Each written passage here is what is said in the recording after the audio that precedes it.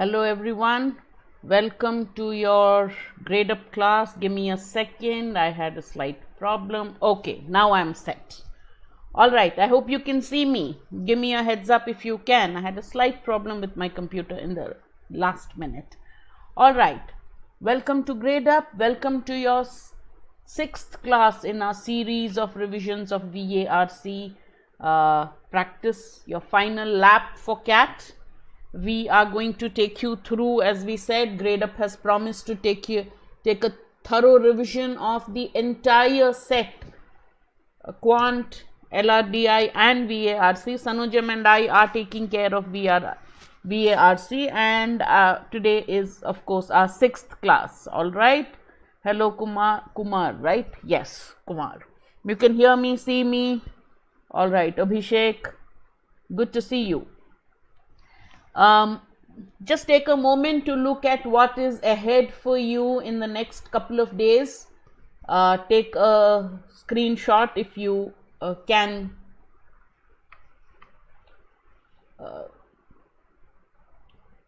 What did he do? All right. Take a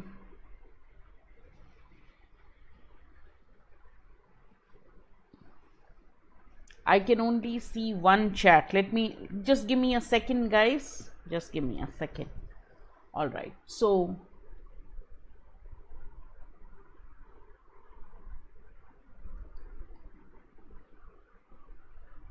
okay. All right. Now I can see both the chats and I'm quite happy with what's going on. All right.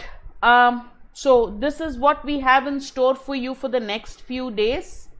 All right. I have some, if you let me just go, what are we going to do today?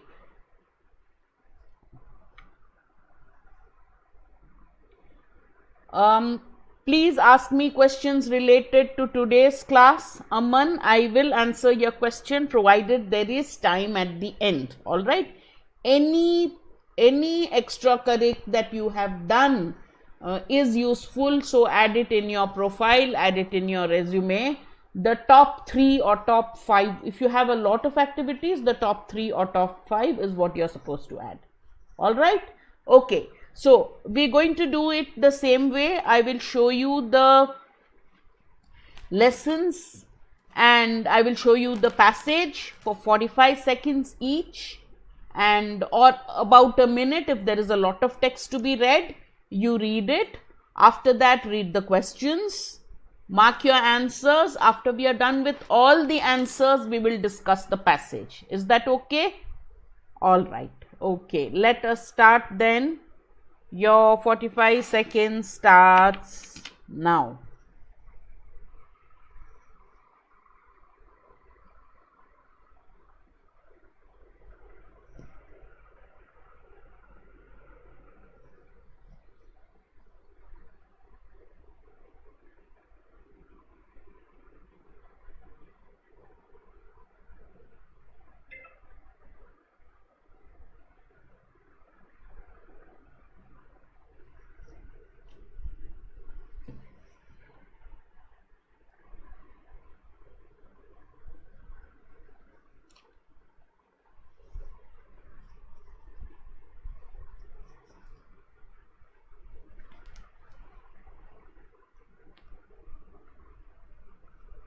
Okay.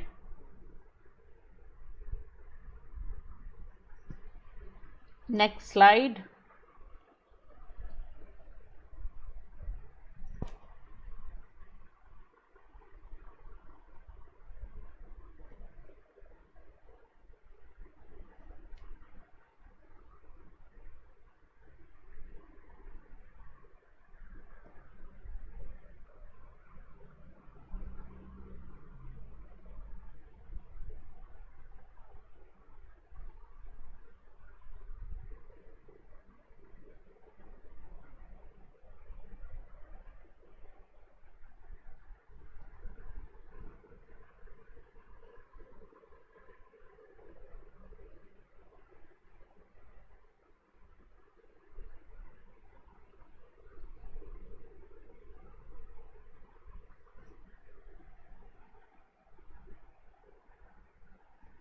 Okay, next slide. Oh, that's it. Okay, so let's start with the questions. Again, I'll give you about 45 seconds per question. Read the question, read the answer options. If you want me to show you some part of the passage, again tell me, I'll show it to you for 30 seconds, and then you can mark your options. Which of the following options best reflects the author's understanding of human perception of pleasure? Pleasure comes from whatever we are exposed to for the first time. Pleasure comes from what we are deprived of. Pleasure comes from what appears to be a valuable discovery or invention. Pleasure comes from what is perceived to be extraordinary, or pleasure comes from what we are accustomed to. What do you think it shows the author's understanding of pleasure? Show the passage. All right. First paragraph, read it. Then again I'm going to go to the second paragraph. 30 seconds each.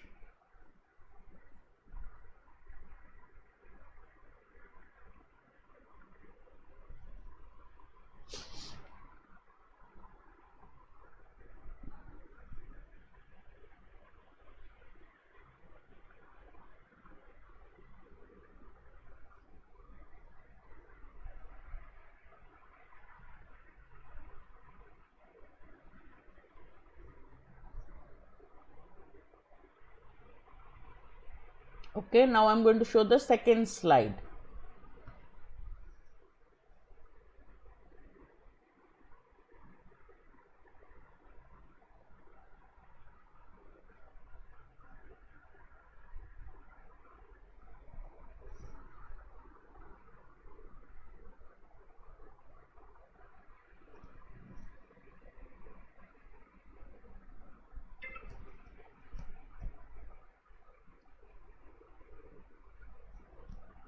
Okay,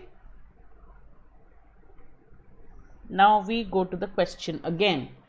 Author's understanding of our perception of pleasure. Prasanna thinks it is E. Mark your answers. Don't worry about right and wrong. Then I will, if it is right, it is right, whether it's guesswork or logic that helped you. If it is wrong, I will tell you where you went wrong. So mark the answers. All right. Prasanna and Ashu, only 2 answers so far. Guys, give the answer. Doesn't matter. Quickly. We have lots of questions to do today. It doesn't matter if you're wrong, because you'll know why you're wrong. So just mark. What was your basic understanding of the passage? I've shown it to you twice. Kumar thinks it's A. Ashu thinks it's C. Premlata D. Ishu B. Prasanna E. All right. All the options have been marked. All right. Murli thinks it's C. Try not to look at the answer when we go to the next question. Even if you look at the answer, it's okay. All right. Oh, no, this is not right. All right. Question 2. Going by the author, which of the following... good. All answers are in. All the options are in, by the way. A, B, C, D, E. Sabka answer aa gaya hai. Now, if you people will be of no help if you are in the audience in Kaun Banega Crorepati. All right. Of course, now I don't think there is much of an audience, but even if it did, audience, you will all give all contradictory answers. Going by the author, which of the following best answers the question? This is also an inference question. All right. How can one sustain the pleasure derived from any experience? I will again show you. So the author talks about what is happening in today's world of pleasure, and to sustain the pleasure, what can be done? He has not said, but based on what he has said, you can infer the answer. I'm again going to take you back to the passage. First paragraph, I'm again going to give you about 40 seconds to read, 45 seconds to read. I'll give you the second paragraph again, which he's given you 4 options, and he'll say what will sustain pleasure. Better one would have been to tell you show you the options first. Which question was it? 2, right? Oh, okay, 2. Please don't look at the answers. I'm a fool in this. So just look at the options and then I'll show you the passage again. Training to appreciate sweet whispers and fleeting moments of joy to sustain pleasure. Periodic displeasure with synthetic experiences leads to sustaining pleasure. The harder it is to replicate, the more sustainable the pleasure from that experience. The closer the experience is to nature, the more sustainable it is. Or awareness of a habituation moment helps to sustain pleasure. What do you think the author will agree with in terms of sustaining pleasure? Is it appreciating smaller things? Is it displeasure? Is it harder to replicate experiences which will sustain pleasure? Is it nature or habituation? What has he talked about?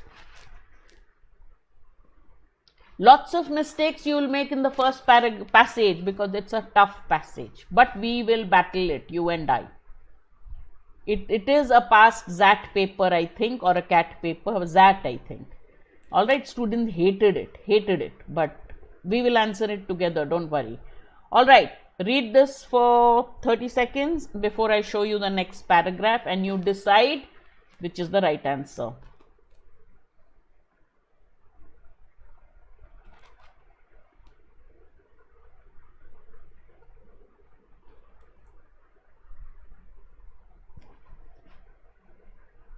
Next.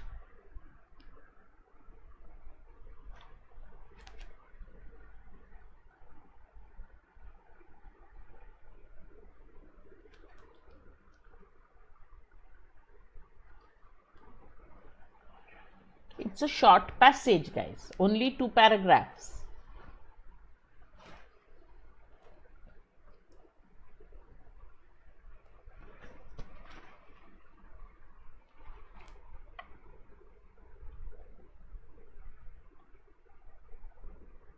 Sorry. Answer for 2. What do you think? Your ma'am blunders and keep showing the answer, but what do you think is the answer?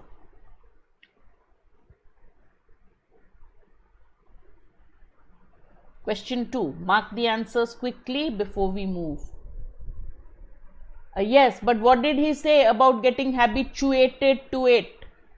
When you get habituated to it, you want more, you want something which is stronger, you want something which is, isn't that what he said? So I'll explain to you what he means by being habituated to it. So what is the answer? Ishu thinks it's C. I will show you, Ashu, I will explain. I have not given the answers yet. If the answer was shown by mistake, that's a mistake. First, mark all your answers. This is a revision class. Then I will explain the passage. When I explain the passage, you will find, I will give you the chance to correct yourself, and you can correct yourself in most answers. So quickly, let's get done with B. I haven't yet explained the passage. So quickly, let's get done with B. I've only got 1 answer from Ishu. All others, quickly. Question 2, answers. Mark your answers and then we move on. Prasanna thinks it's C. Ishu thinks it's C. What about you guys? Do you also agree with them or you have some other answer?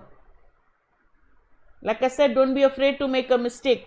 But understand why you marked C or A or B or D, whatever you have marked. Alright? Okay, let's move to question 3. Which one describes the emptiness described in the passage? Which is the best explanation or description of the word emptiness as the author uses it in the passage? So quickly read through the options. I will read it for you and I'll take you again back to the paragraphs, 30 seconds for each. A feeling evoked by carefully designed commercial foods alluring us to them. A feeling of absence of sources of pleasure when extant. Extant means existing. What is existing now? Sources are in abundance. Yearning for newer sources of pleasure when extant sources are in abundance. a feeling of weariness around extant sources of pleasure that are in abundance. Weariness means tiredness. The inevitability of habituation that one gets from repeated consumption of man-made foods or drugs. What is the way the author has described emptiness, right? Is it commercial food that is it the feeling you get when you are exposed to commercial food? Is it the feeling that you don't have sources of pleasure even though lots of sources of pleasure are available? Or even when lots of sources of pleasures are there, you want newer sources of pleasure? Or is it a feeling of tiredness when you see so much of sources of pleasure? Or is it that you just get habituated from repeated consumption of man-made foods or drugs? All right. Prasanna thinks it's E. Ashu thinks it's A. Quick, guys, the rest of you answers, but I'm going to show you the passage. Emptiness here. Second paragraph, he has used the word emptiness. Read it and I will explain it after all the questions are done.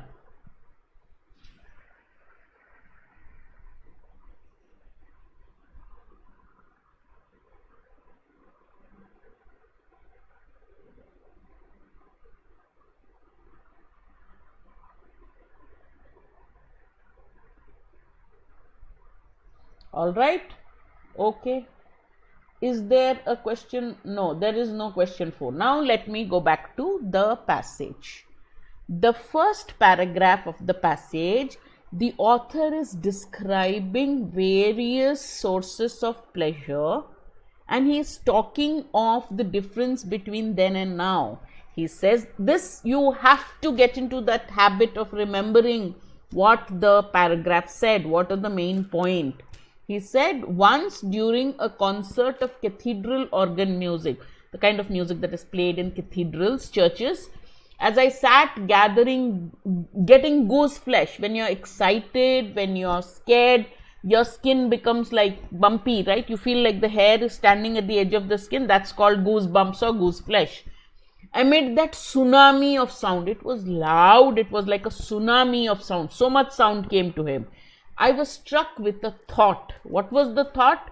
For a medieval peasant, a peasant who lived in the medieval ages, this must have been the loudest human-made sound that they had ever experienced, awe-inspiring in now unimaginable ways. Now we know, we are used to loud sounds, but for a medieval peasant, when he was sitting in the church and he heard the music in the church for the first time, loud music, he must have been awestruck by the music.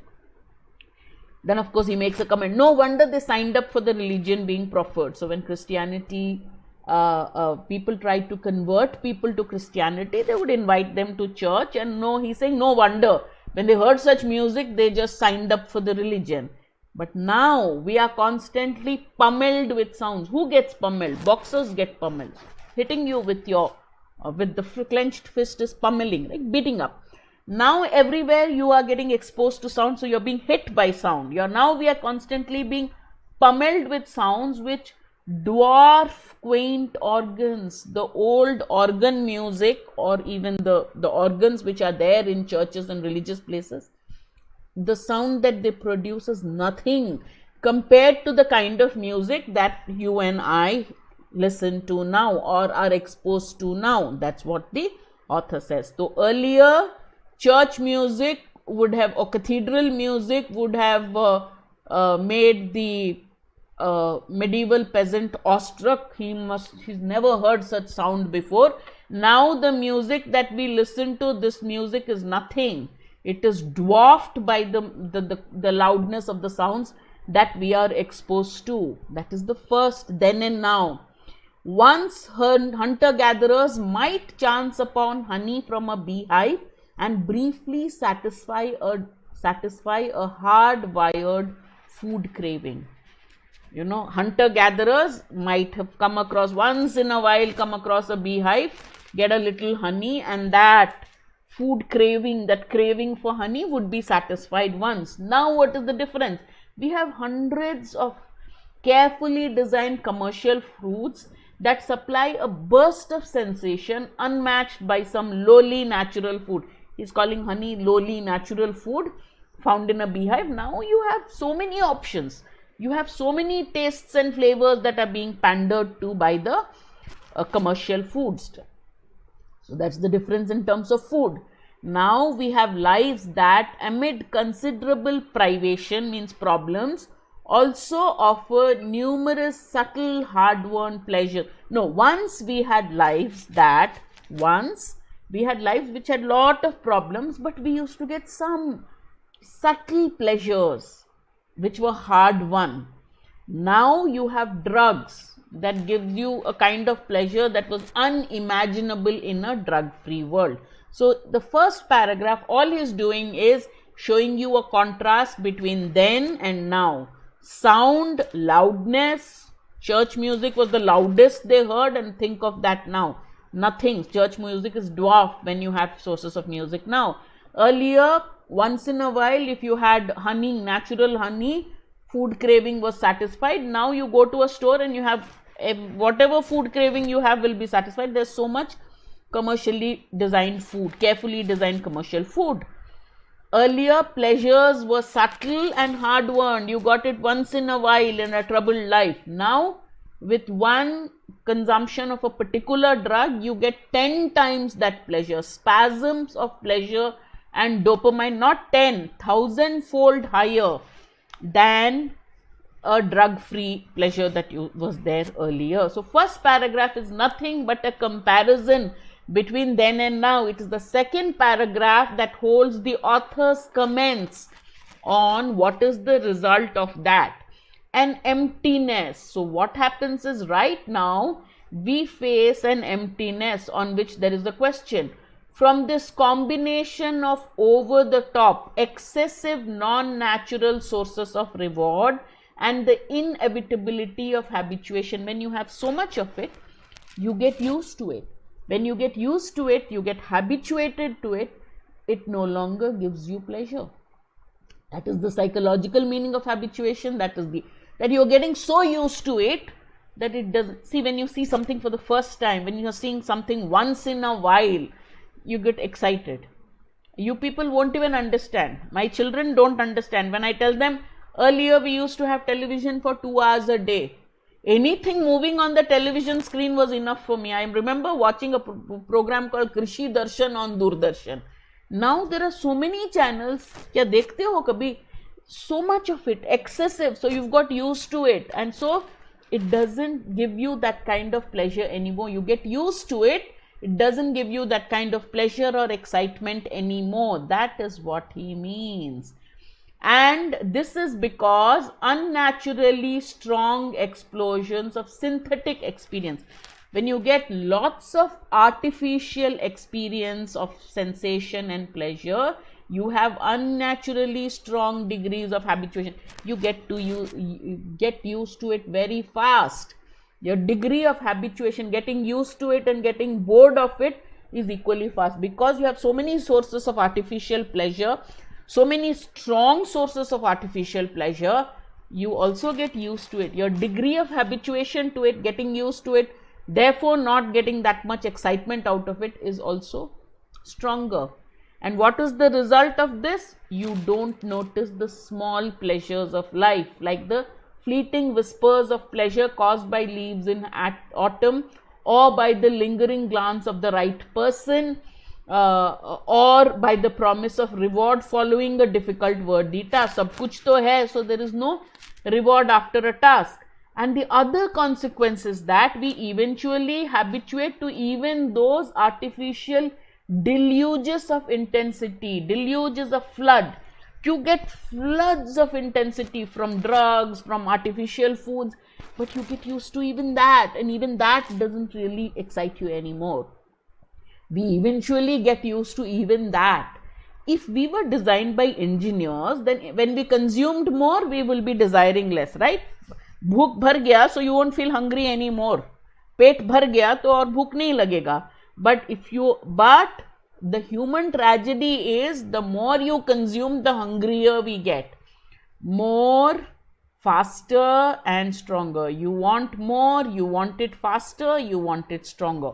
Whatever it is, whether it's food, sound, pleasure, whatever it be, we want more of it, we want it faster, and we want it stronger. And the last line, what was an unexpected pleasure yesterday? Yesterday is something you came across, it was unexpected, you felt happy. Today you get entitled to it, acha kal tha to aaj bhi aana hai, and it won't be enough tomorrow. By tomorrow you get bored of it, it won't be enough, you want more of it. Okay, so based on this you have to draw inferences for the questions. All right, so first question, what is the author's understanding of the human perception of pleasure? Not for the first time, he said unexpected. What was an unexpected source of pleasure? Not necessarily the first time, not necessarily deprived of. What appears to be a valuable discovery or invention, it is the unexpected, the surprise part of it. And one of the things is, it should be something different, something, therefore it has to be something which is perceived as extraordinary, something which is not normal, something which is different, unexpected, different.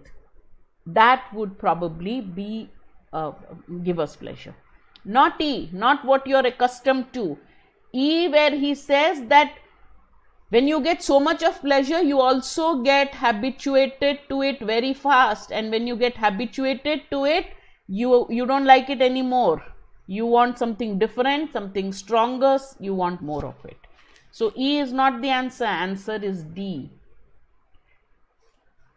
Habituation means when you are getting so used to it, you don't notice it anymore.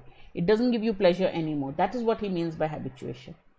Understood? So the answer for 1 is D, which everybody in that particular year got it wrong. Theek hai, it's okay, it's a tough passage, but everything depended on your understanding of the word habituated. But in the context, he has used the word 2-3 times. If you read it, you will understand what he means.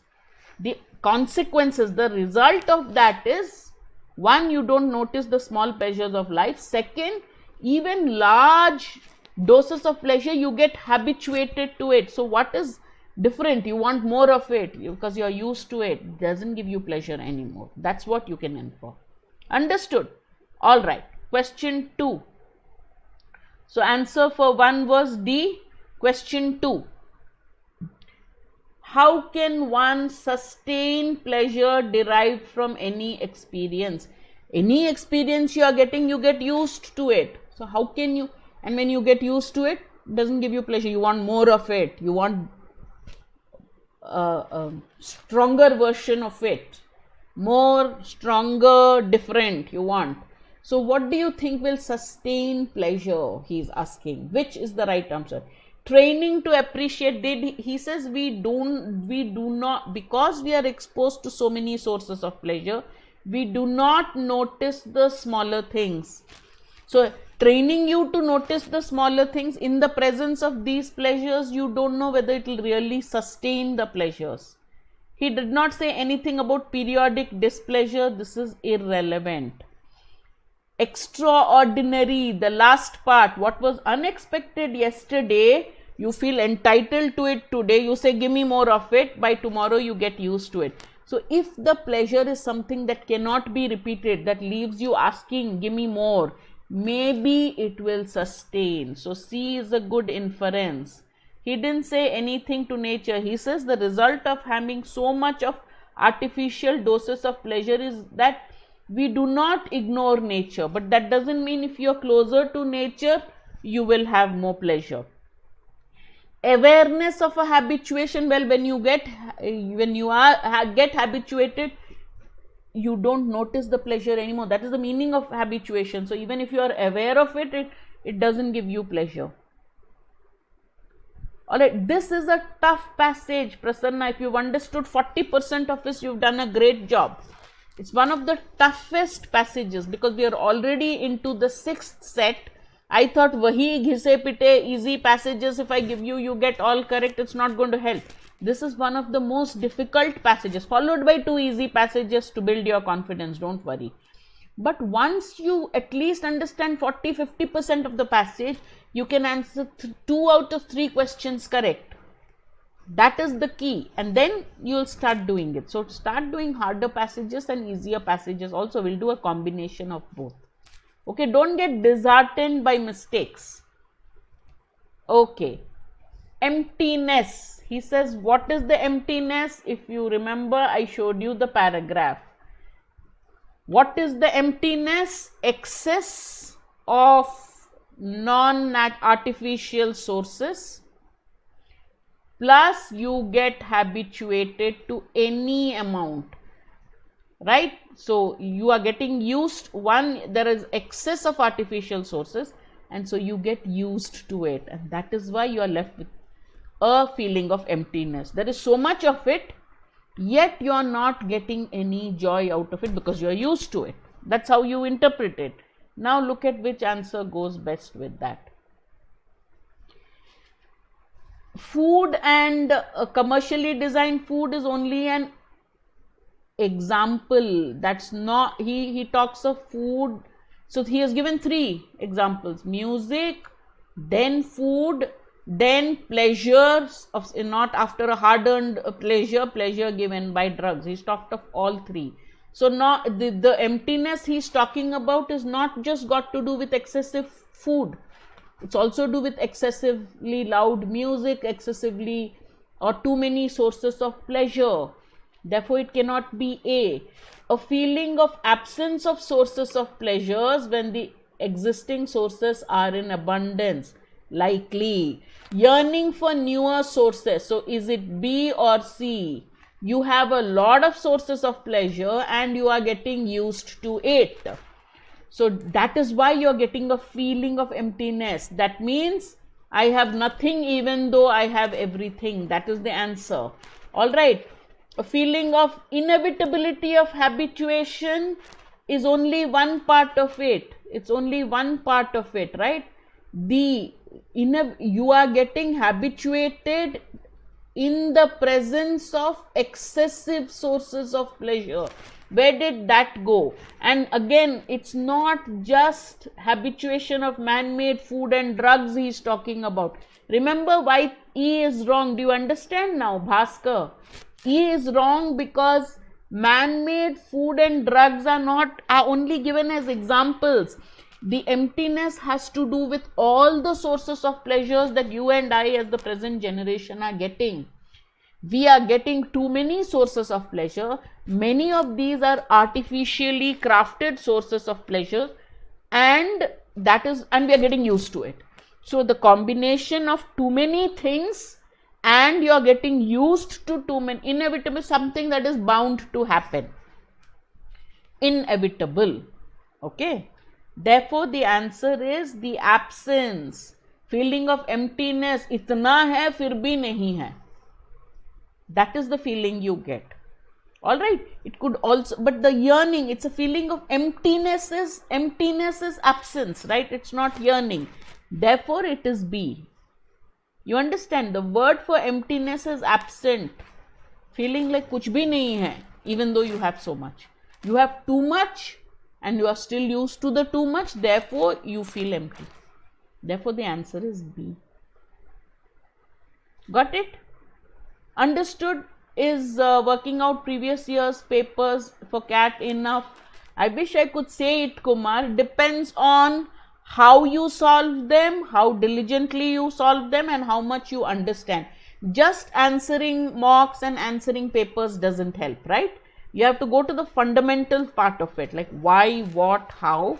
If you understand the answering past papers helps you to understand patterns. And this year the pattern also is going to change because, not pattern will change so much. They've given the same pattern. Even the number of questions they've given is the same. It helps. It definitely helps. That's the first thing I tell students for revision. Do past year question papers. Better than anything anybody else has created. But you have to also analyze your performance. Analyze which question is why. All the questions or the passage itself is difficult. All the questions are difficult. Now we come to an easy passage. So don't curse me. You'll say, isme your confidence will go up. It's not as easy as it looks, but definitely much easier than the first passage. Your time starts now.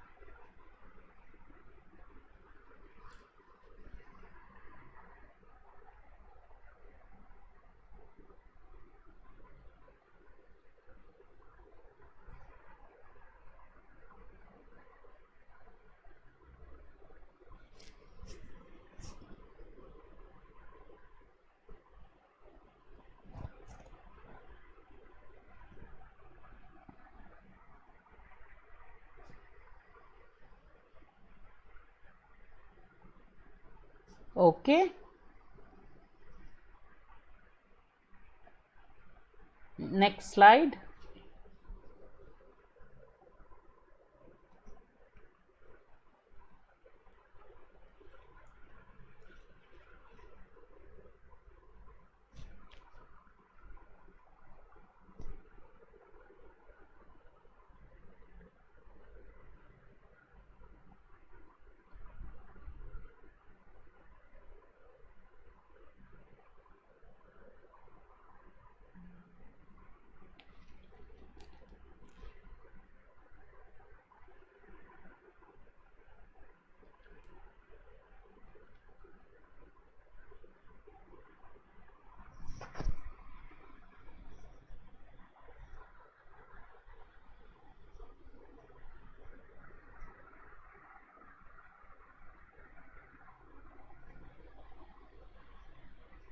Okay, next slide.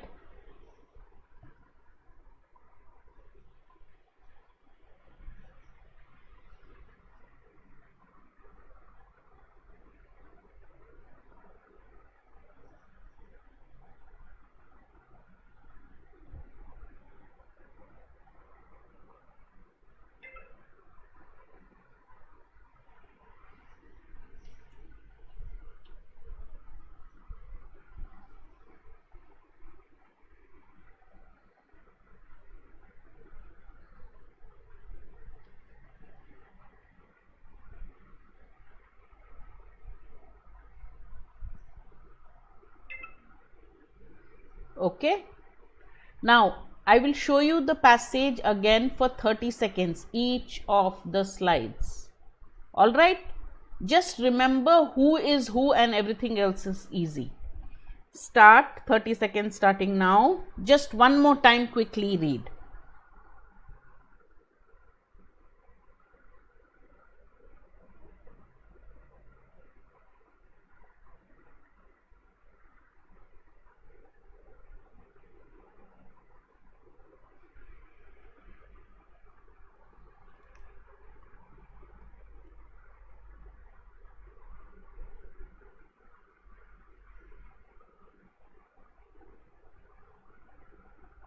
Okay, next slide.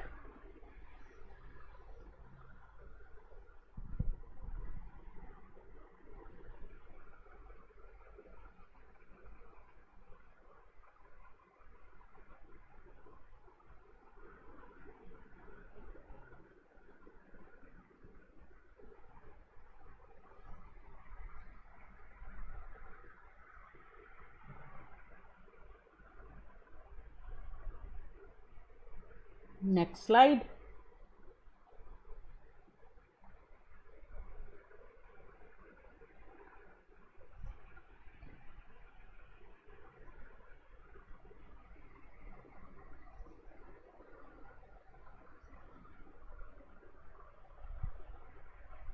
Okay.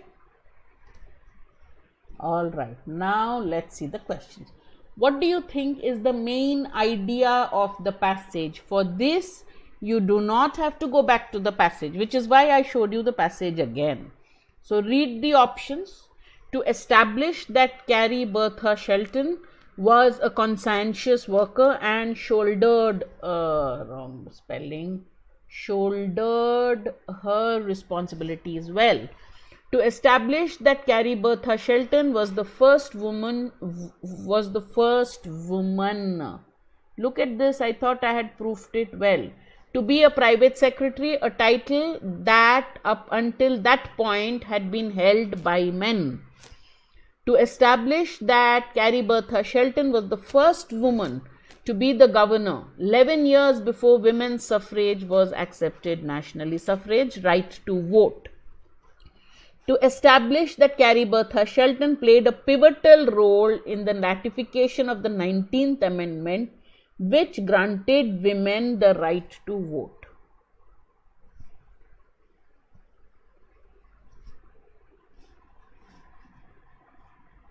What do you think is the main idea of the passage? All right, Bhaskar, Ashu, Tarun all think it's D. Bhishek also thinks it's D. Okay. All right. Let's quickly go to the next question.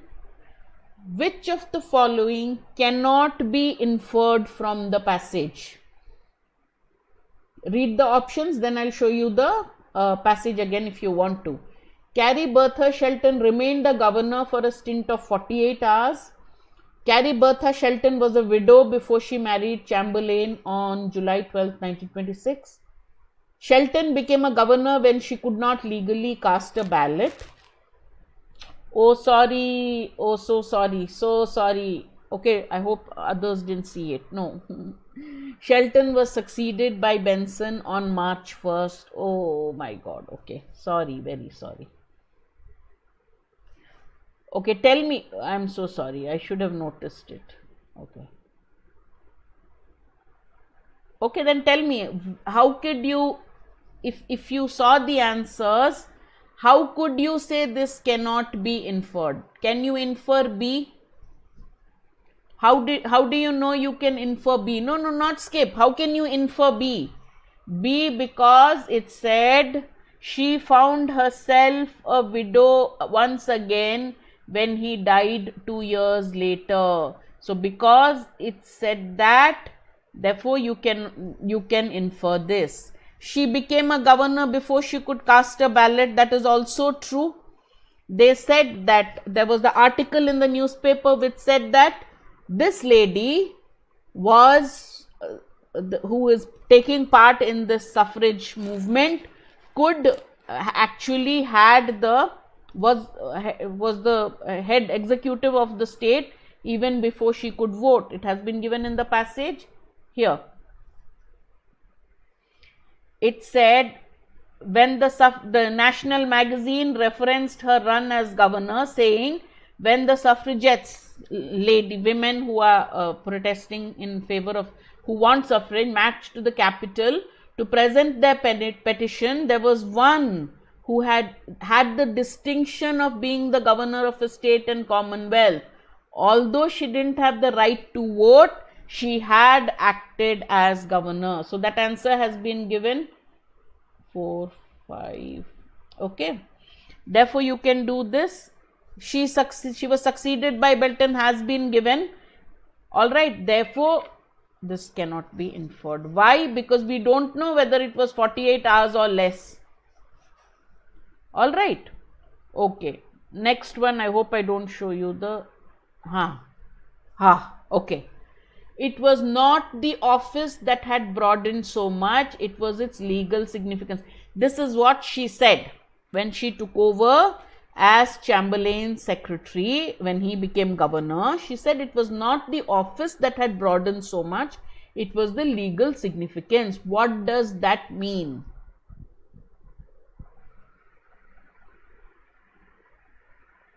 A, her holding an office became a significant turning point. B, the nature of the business didn't change so much, but Shelton had the authority now. Shelton could take decisions on behalf of Chamberlain, or she underwent a significant transition from being a private secretary to being a governor.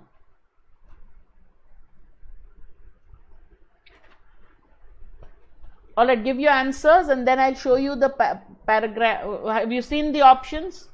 All right, where does she say that? Here. Chamberlain promoted Shelton as his private secretary. Till then, that was a position only held by men. And when Shelton later discussed her experience with a newspaper, she said it was not the office that had broadened so much, it was its legal significance. As the secretary of the governor, it was not that the position of the secretary changed, the legal significance of that position changed. So, which is the right answer? 4, 6.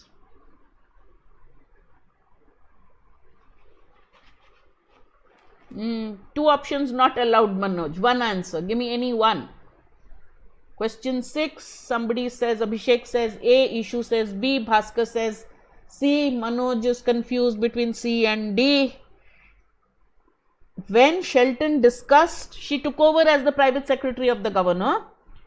Till then, it was a position occupied only by men, and when she took over, she told some paper or magazine that it's not the office that had changed or broadened, it was the legal significance. So, what does that mean? The office of the private secretary to governor has not changed. The legal significance of the private secretary's role has changed. Got it? All right. Next question.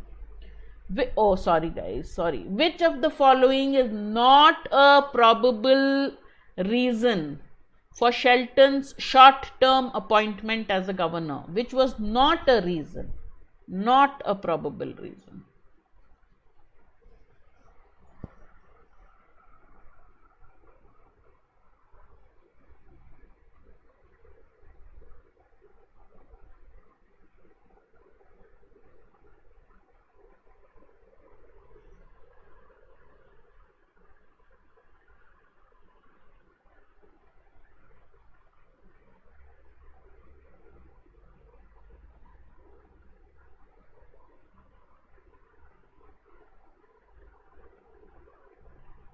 Guys, quickly, we only know that Chamberlain had to leave suddenly, and in that period, but he wasn't there, Shelton had to take up the role of the governor. Only later Benson could come, right, on 1st of March. So what do you think would be probable reasons? Anything could be a probable reason for Benson's absence. He was to take over as governor, but he didn't. So the short time that Chamberlain was absent and Benson took over, that period was when this secretary became, nothing has been said about number of votes. So this is the answer. Others are possible. Benson couldn't be there for some reason. We do not know anything about the votes.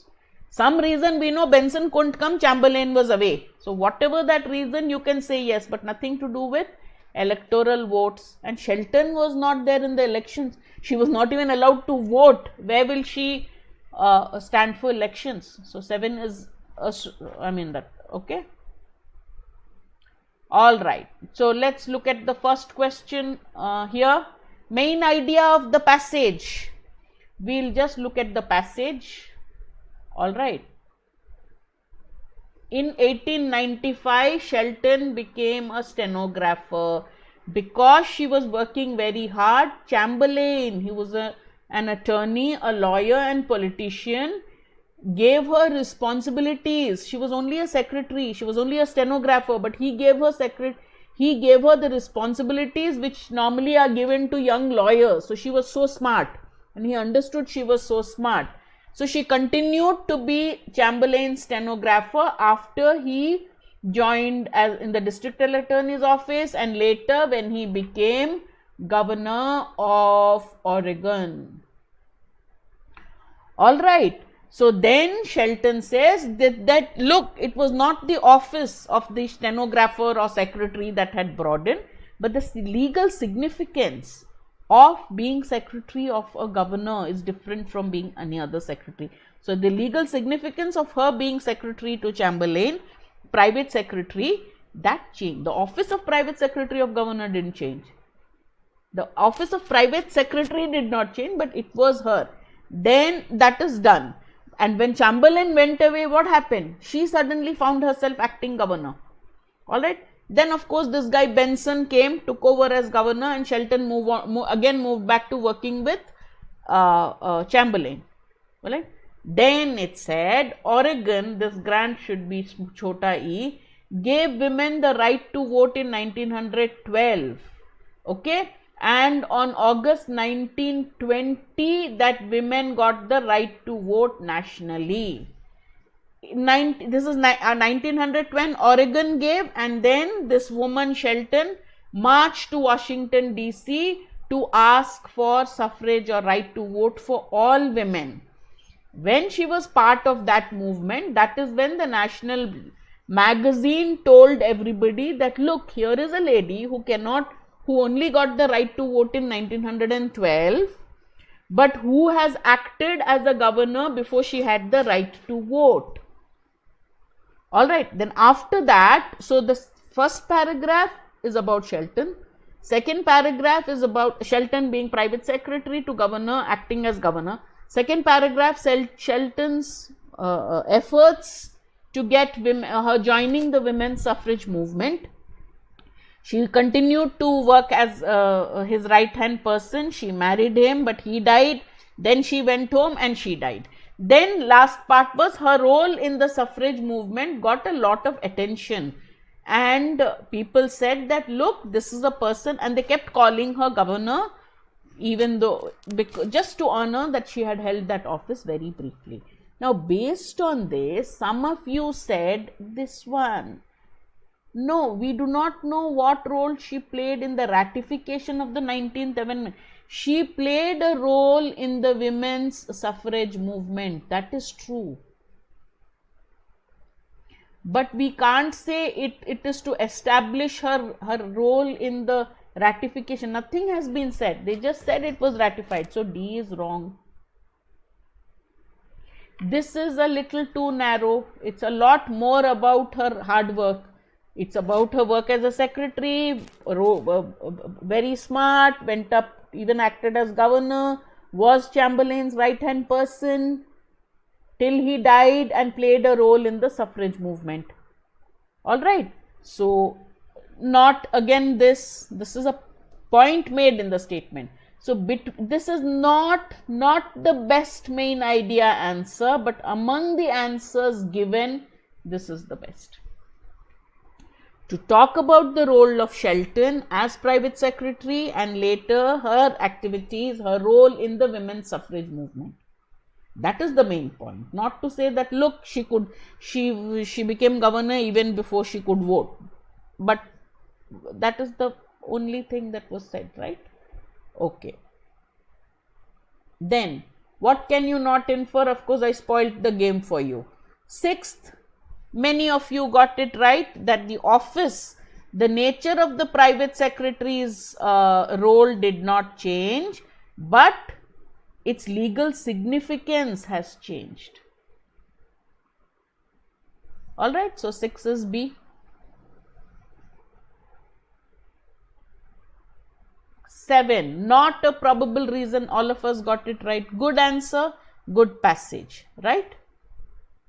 Next one, good passage, easy passage. I hope I don't show you the answers. Even if you do, just mark the answers, don't look at the options. Okay, all right. My computer, the one that I see the chat, is losing power. Let me just go and put on the switch. No, y'all read the passage. Ho jayega, it may work.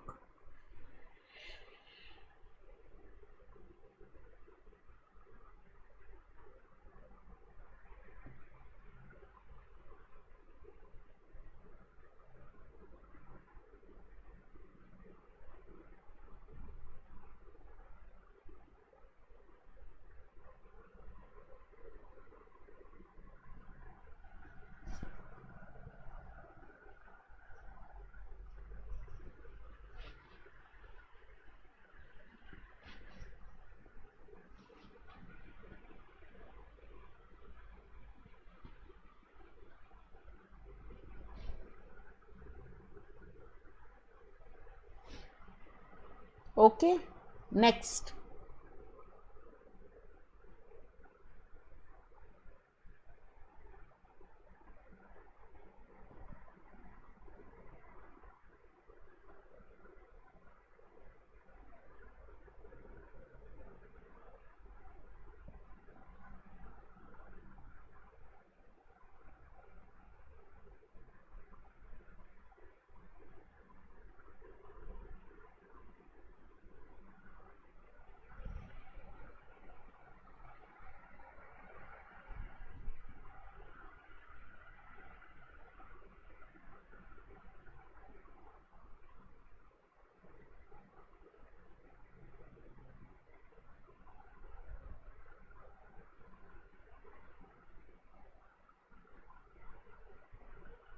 Next.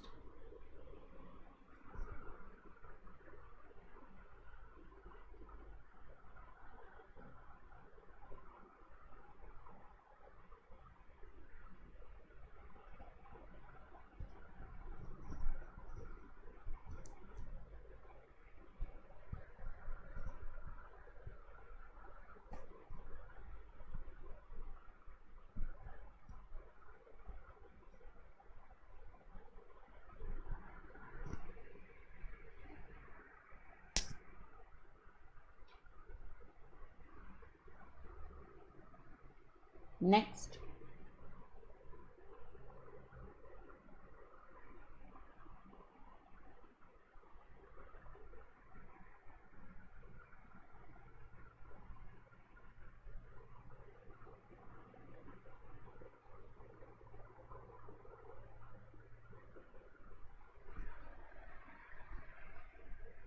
All right, good passage.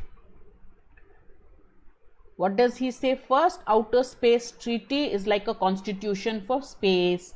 It's a document conceived before moon landing, but it's very forward looking because it says that space should be beyond or off limits for private development, and it needs continuous supervision and authorization.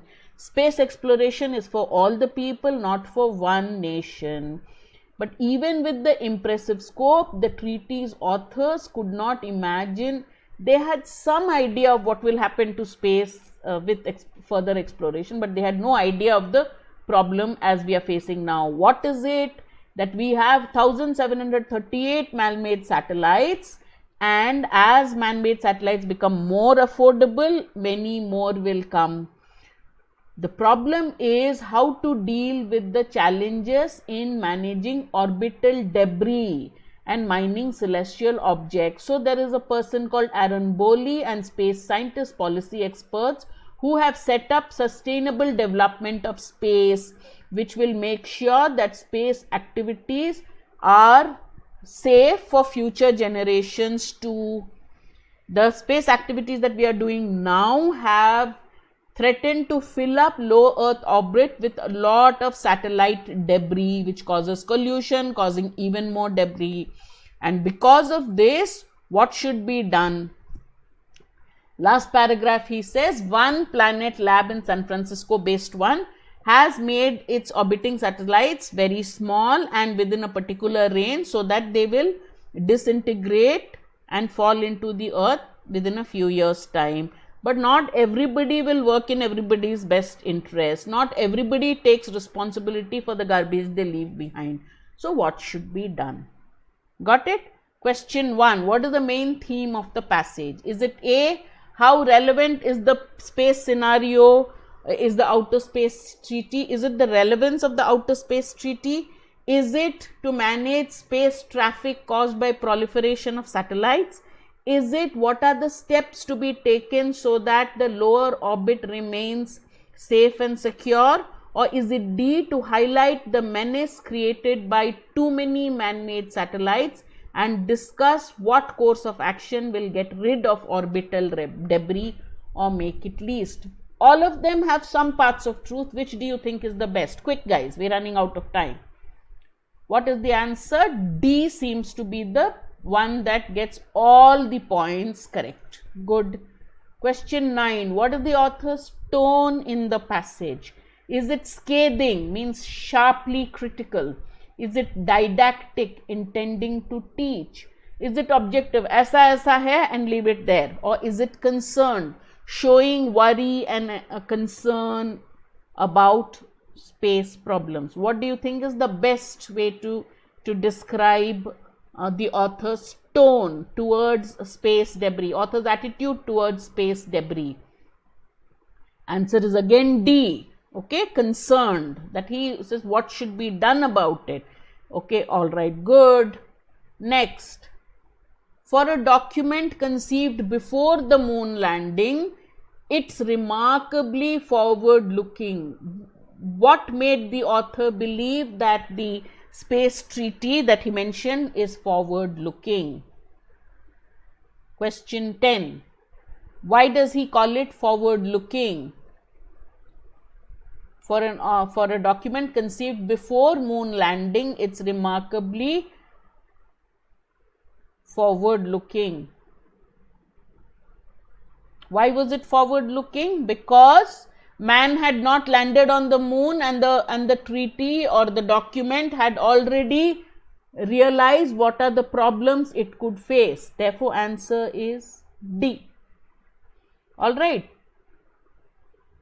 D, no, B is many scientists. How does that refer to the document?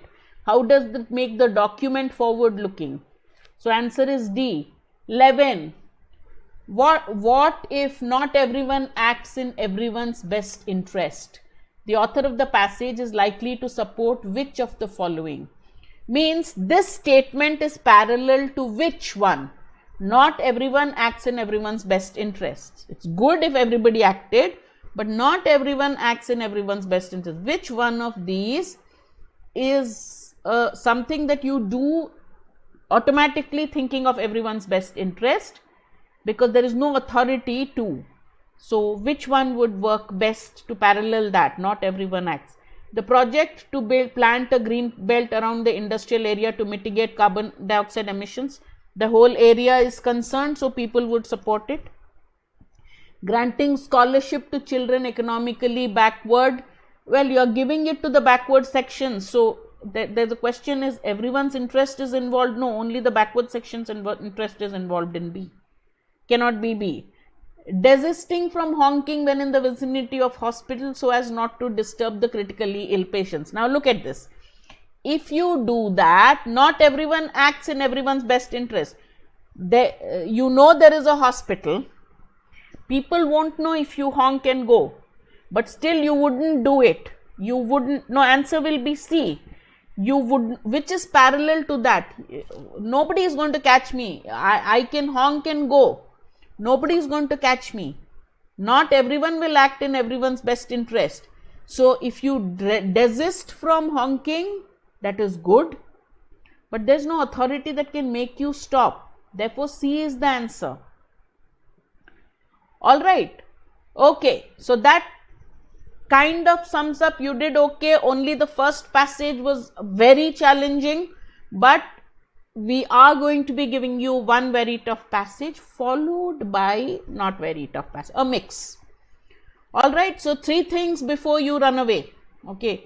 1, if you like the class, please press the like button. Do subscribe to our channel. As you know, almost every day we have this revision classes for some subject or the other. VARC itself, we have 10 revision sets which Sanojam and I will be taking jointly. So try to attend all the classes whenever you're free. Please attend those classes, share the videos, share the timings, and press the like button if you enjoyed the session, if you found it useful. All right. We have 2 batches coming up, CAT 2021. Any of you interested in 2021? But more importantly, I think you would be interested in the second course, which is Mission MBA for the non-IIMs, TISNET, CMAT, MAT, Maharashtra CET. That is a short-term course, and because the registration for all this is, the exam dates is, you still have a lot of time to prepare. So that might help you a lot. Those of you who are thinking of non-CAT exams. You know about your faculty. We have the best. VARC scores, yes, they do change depending on your focus on a particular day, Arvind. So there are days when it will go well, that means on that day you have focused well, or there are questions which cater to your strength. That is, some people are, well, all of you should be good at answering main point questions, but sometimes if the passage is too tough or you haven't read it properly, you may sometimes make a mistake in main point. Now suppose the passage doesn't have a main point question but has a lot of inference questions, and you somewhere have read it wrongly, you have not understood the main point, you have kind of given importance to the wrong words and you infer wrongly, then your scores will fluctuate. So a lot depends on, just like RCB's performance in this IPL, right, fluctuates. But if you are focused when you are reading, everything depends on how you read the passage, and there's a pattern to understanding the questions and answering them. If you've got that, then they shouldn't fluctuate. But don't worry too much if it is there, as long as you're getting at least 60% correct, 65% correct, then it would be good. All right, don't get too concerned about it. All right, Kumar, we don't even know how many questions are being asked in this CAT. Normally we would say for 34 questions, it again depends on the degree of difficulty of the questions, but the thumb rule would be at least, if out of 34, if you attempt at least and correctly attempt at least 18 to 20, you are in the 99.9 plus percentile. But the point is the degree of difficulty of the question. The questions are easy, everybody gets it right. Last year's that the cutoff was 9 because the questions were ridiculously hard. Everybody made mistakes. So in that, the attempts, the questions doesn't really matter. If there's no point in attempting tough and getting your tough questions, not understanding the passage and getting it wrong. But key, I would always say, if it is a 34, at least 18 to 20 correct attempts. Okay, correct ones. That would keep you, like, you know you are safe when you do that. But don't look at it in terms, I would say maximize your attempts. Maximize your attempts. Focus, read the passage and keep answering. So first round, all the questions that you can answer. Then go to the passage which is the toughest, or the parajumbles. If it's theta, if they continue to give you theta even in 2020, type in the answer questions, and if it says that type in the answer questions, there's no negative marking, you have to attempt it. If you get them right, that's a bonus. So it all depends on the pattern, and this year we don't know anything. We do not, they have the sample that they have given is just a past question paper. They have not told us how many questions. It's just the same, 34, 32, 34. If it is 25 questions, at least 18 to 20, because 25 questions means you have fewer questions. So your accuracy rate has to be higher. Has to be higher because there are fewer questions, right? So number of attempts, not so much as the accuracy. You need to get them right. At least 80% with 85%, 80% with 80% accuracy, you have to get it in. But again, I don't know what kind of questions will come this year. That's why in our mock series, we are doing everything. We are giving our students 34 questions. We're giving them 20 questions. We're giving them 25 questions. We're giving them every kind, so that, you know, you answer anything and everything. That's one of the things that you should also be looking at, right? All right, so I hope you enjoyed the session. Do press the like button if you did. Share this video with your friends, and yes, look at our courses and look at the schedule that is there and attend all the classes. We are putting in a lot of effort to get this revision package across to you. Make full use of it. All right, okay, see you. If we do not meet before Diwali starts off very early, so happy Diwali in advance to everybody. I think we have a class. They won't leave me without any. The revision set at least is both Sanojam and my responsibility. All right, so stay safe, have a green Diwali, and stay home, stay safe. Bye-bye. This is Savitri Krishnamurty signing off. I will see you very soon in our next session. Bye, guys. Thank you. Thank you to all of you. Thank you to everybody. Yes, it feels good to hear all that. Oh, you made it a happy Diwali for me already, actually. Bye-bye.